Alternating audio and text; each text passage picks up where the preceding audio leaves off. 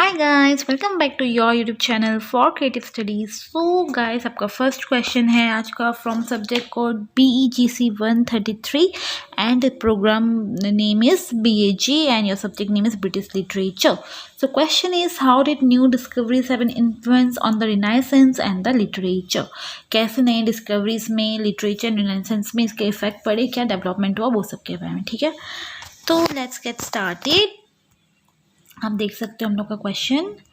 तो ये रहा इसका एक्सप्लेनेशन.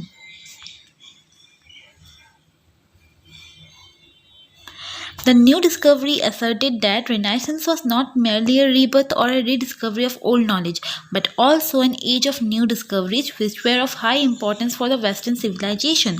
तो फर्स्ट पैराग्राफ हमारा ये बोलता है कि न्यू डिस्कवरीज वाला जो रिनाइसेंस का जो पीरियड था वो ना ही सिर्फ रीबर्थ या रीडिस्कवरी का एक पीरियड था ओल्ड नॉलेज का, बल्कि एक नया डिस्कवरीज ऑफ हाई इंपॉर्टेंस का भी नॉलेज था.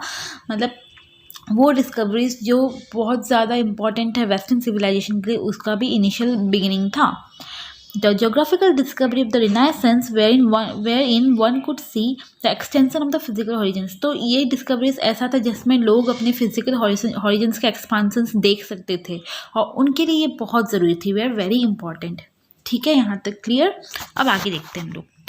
इन the late 15th century Columbus and Cabot discovered America. तो किसने किया था डिस्कवर अमेरिका? हम लोग के कोलम्बस एंड कैबट ने. ठीक है. And Vasco da Gama sailed around the Cape of Good Hope. Vasco da Gama क्या किया? उसने केप ऑफ गुड होप में सेल किया. तो दो इंसान जिसने अमेरिका को डिस्कवर किया था वो है कोलम्बस एंड कैबट, और Vasco da Gama Cape of Good Hope में सेल किया था उन्होंने. ठीक है.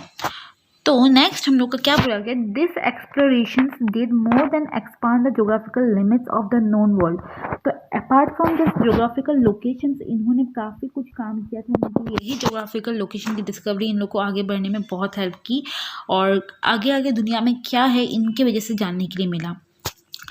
During the 16th century, more and more ships crossed the Atlantic to come back with riches and wonderful things.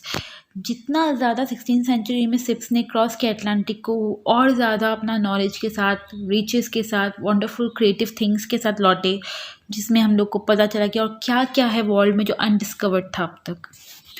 Man were no longer in need of the past for glories. तो अब man लोग को किसी भी past like इतिहास के चीज़ों का वेट नहीं करना पड़ा था कि नहीं हम लोग इतिहास को देखते हैं फिर जानते होते हैं ना, कुछ रिसर्च करने के लिए इतिहास की चीज़ों को देखना पड़ रहा था. उसकी अब ज़रूरत नहीं थी क्योंकि काफ़ी डिस्कवरीज हो चुके थे Vasco da gamma and Columbus की वजह से. इसके वजह से इनका काफ़ी हेल्प हुआ. Literature was greatly influenced by this discoveries. इसने लिटरेचर को भी हाईली इन्फ्लुएंस किया. The magic world of Shakespeare the Tempest. क्या बोला गया? Magic world Shakespeare the Tempest for example was a product of fresh imagination created by new voyage.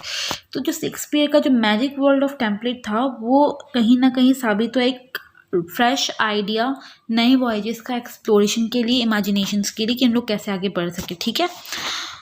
तो 52, although the English were not pioneers in the discovery of the New World, England was widely affected by the discoveries.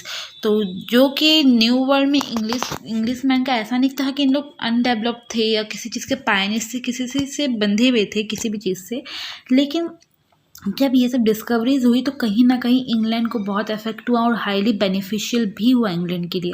अब किस तरह से beneficial हुआ हम लोग को वो देखना है. तो देखते हैं हम लोग किस तरह से हम लोग का बेनिफिशियल हुआ. ठीक है. तो during the following centuries the English became great colonisers, merchants and adventures. England became a major trending nation as a result of its new geographical position. तो क्या बोला गया यहाँ पे कि ड्यूरिंग द फॉलोइंग सेंचुरीज, उस टाइम के centuries में इंग्लिश जो थे, जो इंग्लैंड के लोग थे, वो ग्रेट कॉलोनाइजर्स बन गए, जो all over the world travel करते हैं वो बहुत हाईली इनको रिकॉग्नाइज किया गया था. अच्छे मार्चेंट्स के रूप में इन लोग को देखा गया था और एडवेंचरर्स के लोग वे में इन लोग को देखा गया था क्योंकि इन्होंने एक्सप्लोर करने में, कोलम्बस के बाद इन्होंने डिस्कवरीज और ज़्यादा की थी तो इन लोग को उस तरह से देखा गया था. तो उस वक्त जब इंग्लैंड इतना हाईलाइट में आया तो वो एक मेजर ट्रेंडिंग नेशन बना, जिसकी वजह से नए जोग्राफिकल पोजीशन में उन लोग का मुकाम हासिल हुआ. उनके नेशन को नए जोग्राफिकल पोजीशन में एक अच्छा मतलब लीड रोल मिला उनको. The discovery of the new continent made England the centre of main trade routes. तो जो नया कंटिनेंट बना वो इंग्लैंड को कहीं ना कहीं ट्रेड रूट्स में बहुत ज़्यादा क्रूशियल प्रोमिनेंट पोजीशन दिया, and that is what encouraged overseas trade as a transitional phase to set the foundation of the British Empire. तो जब एक का गेटवे खुलता है तो वैसे देख देख के कई के गेटवे खुल जाते हैं। तो वही हुआ यहाँ पे, जहाँ इंग्लैंड बढ़ा, नई कंटिनेंट को पोजीशन मिला, उनको एक डोमिनेंट पोजीशन मिला ट्रेड के पोजीशन में, तो उनको देख देख के बाकी सारे ओवरसीज़ के लोग भी काफ़ी ज़्यादा मोटिवेटेड हुए, इन्फ्लुएंस हो गए थे कि यार इसने किया तो हम लोग क्यों अपना इसको नहीं बढ़ाते, अब हम लोग को भी बढ़ाना चाहिए।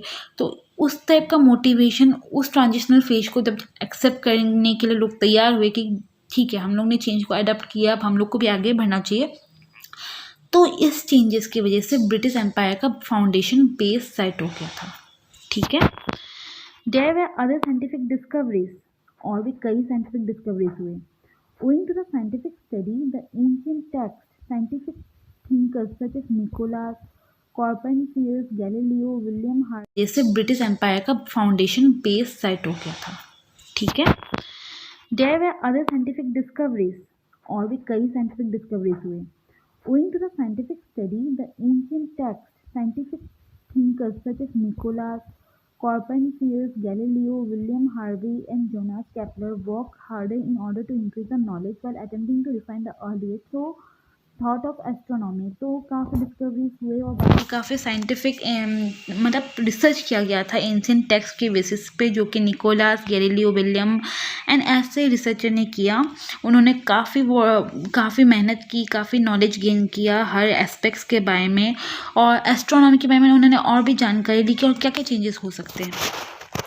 The Christian theology and astronomy of the middle age were Ptolemaic based on the astronomy of Ptolemy of the 2nd century। तो ये जो क्रिश्चियन थियोलॉजी था, एस्ट्रोनॉमी था, वो मिडिल एज में कहीं ना कहीं रिलायबल था और ये टॉलेमिक बेस्ड था, और इसीलिए इनका रिसर्च भी टॉलेमी का 2nd सेंचुरी में ही हुआ था। ठीक है, and portrait stationary and portrait, इसने क्या दिखाया, अर्थ को उन्होंने कैसे दिखाया। Stationary earth around rotated the successive spheres of the moon. जो अर्थ है वो एक स्टेशनरी ऑब्जेक्ट है इनके हिसाब से, इन रिसर्चर के हिसाब से अर्थ एक स्टेशनरी ऑब्जेक्ट था जो कि हम लोग का मून का स्पेयर्स लेता था। ठीक है, एक फिक्स स्पेयर्स लेता था, और वो स्टेशनरी ऑब्जेक्ट क्या था, हम लोग का अर्थ था। Heaven according to this theory occurred above the spheres. तो इनके हिसाब से हेवन जो था ये इस स्पेयर से कहीं ज़्यादा ऊपर था, एंड हेल अकर्ड इधर at the centre of the earth. तो इनके हिसाब से जो हेवन था, जो स्वर्ग की जो बात हो रही है यहाँ पे, वो इन स्पेयर से कहीं ज़्यादा ऊपर था, और जो हेल का बात हो रहा है वो कहीं ना कहीं अर्थ के सेंटर पे था। एज इन डांटेस इन्फर्नो और below the system of spheres as in John Milton's Paradise Lost. तो जैसे कि डांटेस इन्फर्नो में बताया गया, ये कोई बुक है, इसमें बताया गया, या फिर जो जॉन मिथन्स पैराडाइस लॉस्ट है इन्होंने जिसमें बताया, इसके हिसाब से इन जो रिसर्चर्स ने इनके हिसाब से अर्थ। तो उसके बाद क्या हुआ, इन 1543 Copernicus publish this new theory concerning the astronomic system. तो अब एस्ट्रोनॉमी की बात हो रही है, तो फिर 1543 में कॉपरनिकस ने अपना जो ओपिनियंस था, अपना लॉजिक, रिसर्च, नॉलेज जो भी है उसको गैदर करके एक थ्योरी दिया, एक थ्योरी सिस्टम को उन्होंने पब्लिश किया था। He purpose the new system in which the sun is the centre of the universe. उनके हिसाब से, उनका सिस्टम के हिसाब से सन जो है वो यूनिवर्स का सेंटर है, और जो अर्थ है वो कोई स्टेशनरी ऑब्जेक्ट नहीं है। Earth is not stationary but it is just a planet orbiting the sun. तो इन्होंने जो रिसर्च कंडक्ट किया है, बाकी सारे रिसर्चर्स की तरह इन्होंने भी कंडक्ट किया था, और वो फैक्ट्स एंड फाइंडिंग्स के साथ लेके आए थे अपने पब्लिसिटी को, जिसमें बताया गया था कि जो हम लोग का अर्थ है वो एक प्लैनेट है जो सन के इर्द गिर्द स्पेयर्स राउंड में लेता है, ना कि वो कोई स्टेशनरी ऑब्जेक्ट है। मतलब अर्थ सन के राउंड में ऑर्बिट्स लेता है। ठीक है, Copernican theory changed radically the old view of the cosmos which had dominated the antiquity and middle age। तो 10 क्या हो गया, इनकी थ्योरी की वजह से जो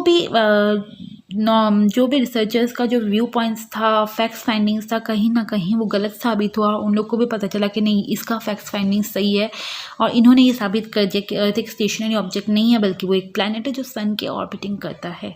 तो कई 15 एंड 16 सेंचुरी में कई चीज़ आए पहले की, जैसे कि बताया गया रिनाइंस में कोलंबस ने डिस्कवरी किया, वास्को द गामा ने सेल किया, उसके बाद में इंग्लैंड ने अपना स्टेप आगे किया, फिर इंग्लैंड को काफ़ी बेनिफिट मिला, उन लोग ट्रेड में आगे बढ़े, ऐसा कई चीज़ हुआ। फिर मैन को पास्ट फैक्ट्स एंड फाइंडिंग्स में डिपेंड नहीं होना पड़ा, उनकी ग्लोरीज बढ़ गई, उनको नॉलेज मिला, वही सब बोला गया इसके बारे में। सो या that's it guys, this was it. I hope आपको आज का कंटेंट समझ आया हो। अगर हमारी वीडियो पसंद आई हैं तो प्लीज़ लाइक कीजिए एंड अपने फ्रेंड्स के साथ शेयर कीजिए, और फॉर क्रिएटिव स्टडीज़ के साथ इसी तरह ट्यून रहिए। Thank you once again.